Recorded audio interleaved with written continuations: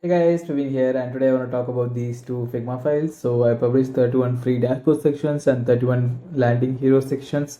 So these two are like fully editable files of landing pages and dashboards that I published here. So it's fully editable, it's fully free, it's based on Tailwind design system and Shadcyan UI components. So you can go in and check out how I design everything. So it's a great learning resource. How I add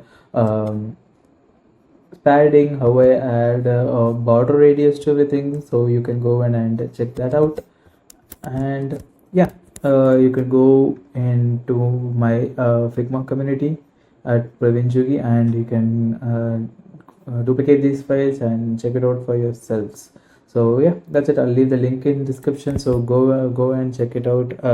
See how I design everything, how I make add auto layout to which part I add auto layout. Probably in the dashboard I have added auto layout to everything. So but in the landing sections, there are only some things that I add auto layout to. So yeah, go and duplicate it. It's fully free and you can check it out. So yeah, and the link is in the description. I'll see you in the next one. Bye bye.